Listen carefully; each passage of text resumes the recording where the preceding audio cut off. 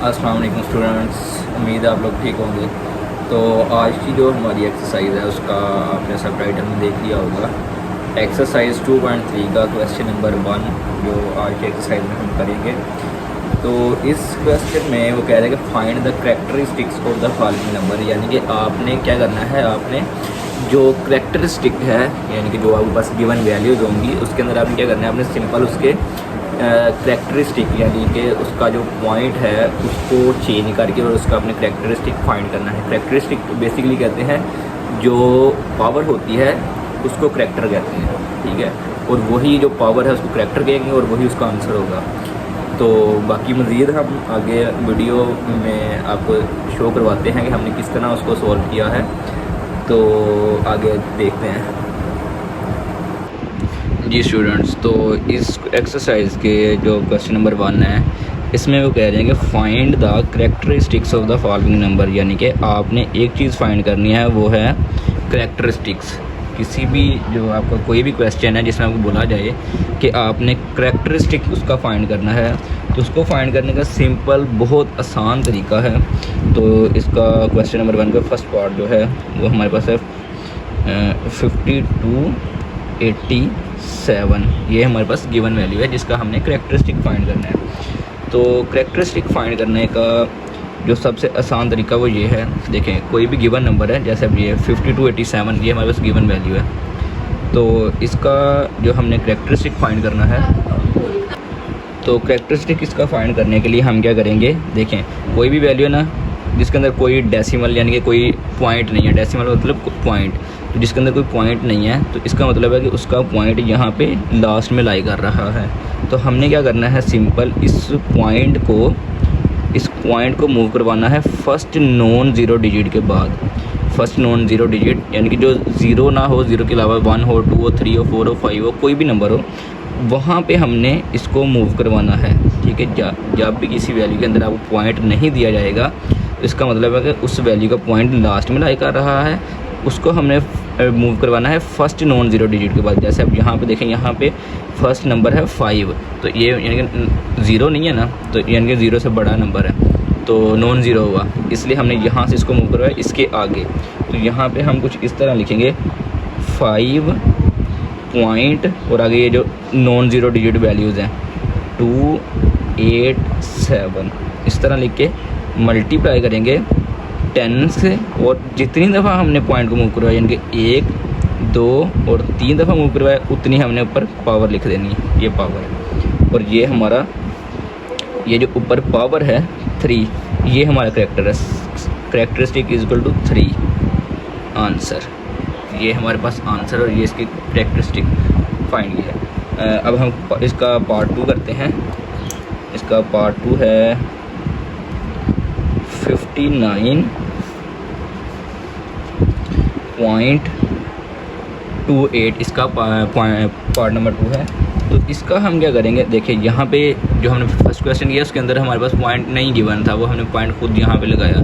अब इस क्वेश्चन के अंदर क्या है कि इस क्वेश्चन के अंदर हमें पॉइंट गिवन है, तो हमने क्या करना है, सिंपल इसको फर्स्ट नॉन ज़ीरो डिजिट के आगे मूव करवाना है। तो यहाँ से हम इसको यहाँ पे एक ही यानी कि यही है ना फर्स्ट नॉन ज़ीरो डिजिट 5, तो हमने एक दफ़ा इसको यहाँ पे ऐसे मूव करवा दिया, तो हमारा ये हो जाएगा 5.928 मल्टीप्लाई बाय 10 की पावर, जितनी दफ़ा हमने मूव कराया उतनी हमने ऊपर पावर लगा देनी है 1।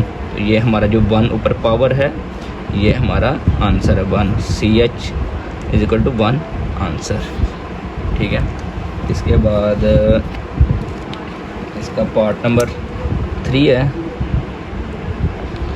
जो कि 0.0567, ये हमारे पास पार्ट नंबर 3 है।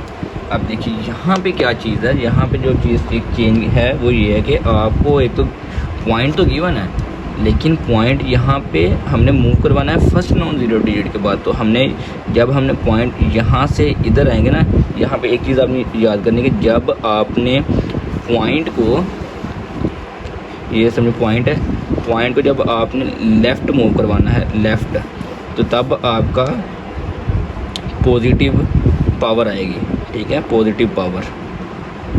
लेकिन जब आपने पॉइंट को राइट मूव करवाना है तो आपका नेगेटिव पावर आएगी।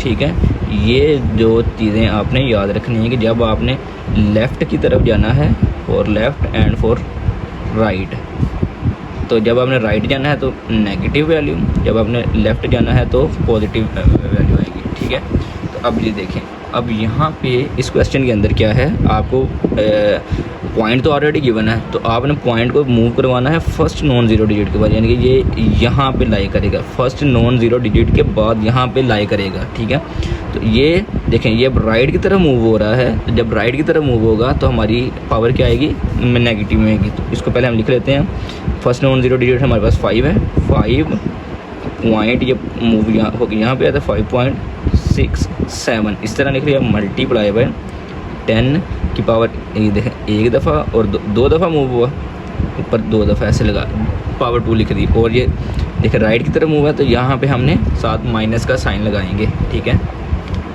तो इसके बाद अब हमारे पास माइनस में पावर आ रही है, तो यही हमारा करेक्टर होगा, -2 आंसर। ठीक है, इसके बाद जो पार्ट नंबर 4 है वो है 234.7, ये हमारे पास पार्ट नंबर 4 है। तो इसमें हम क्या करेंगे, देखें इसमें भी सेम वही तरीकाकार है, यहाँ से पॉइंट को यहाँ पे मूव करवाएंगे, 2.347 मल्टीप्लाई बाय 10 की पावर कितनी दफ़ा मूव करवाया, 1 एंड 2 टाइम मूव करवाया 2, तो हमारे पास करेक्टर क्या आ जाएगा, CH = 2। इसके बाद 5 है जी स्टूडेंट्स, तो अब क्वेश्चन नंबर 5 है जो कि हमारे पास गिवन है 0.0000 एंड 4 एंड 9, ये हमारे पास क्वेश्चन जो गिवन है। तो इसको हम इस तरह करेंगे, जो पॉइंट आपको ऑलरेडी बता चुका हूँ, इस पॉइंट का आपने उठा के फर्स्ट नॉन ज़ीरो डिजिट के बाद लिखना है। तो यहाँ पे होगा 4.9, देखिए यहाँ से इसको यहाँ पे मूव करवाना है फर्स्ट नॉन ज़ीरो डिजिट के बाद, तो मल्टीप्लाई बाय 10 की पावर, तो कितनी दफ़ा मूव करवाया हमने, यहाँ से 1 2 3 4 और 5, तो 5 दफ़ा मूव करवाया। तो राइट की तरफ गए हैं तो यहाँ पे पावर नेगेटिव होगी, तो हमारे पास करेक्टर जो होगा वो -5 आंसर होगा इसका। तो इसके बाद जो 6 पार्ट है इसका वो है 145 एंड 000, ये हमारे पास पार्ट 6 है इसका। तो अब देखें यहाँ पे भी पॉइंट गिवन नहीं, तो इसका मतलब पॉइंट यहाँ पे लास्ट में लाई कर रहा है, तो हम क्या करेंगे, यहाँ से पॉइंट उठा के इसको यहाँ पे फर्स्ट नॉन ज़ीरो डिजिट के बाद लिखेंगे, तो 1.45 इस तरह मल्टीप्लाई बाय 10 की पावर आएगी, कितने दफ़ा मूव करा, 1 2 3 4 5 टाइम मूव करवाया तो 5। तो यहाँ पे क्योंकि अब हम लेफ़्ट की तरफ जा रहे हैं तो पॉजिटिव ही रहेगी, तो करेक्टर CH = 5, ये इसका आंसर होगा। जी स्टूडेंट्स, तो उम्मीद है आप लोगों को इस एक्सरसाइज की और इस क्वेश्चन की समझ आ गई होगी जिस तरह हमने किया है।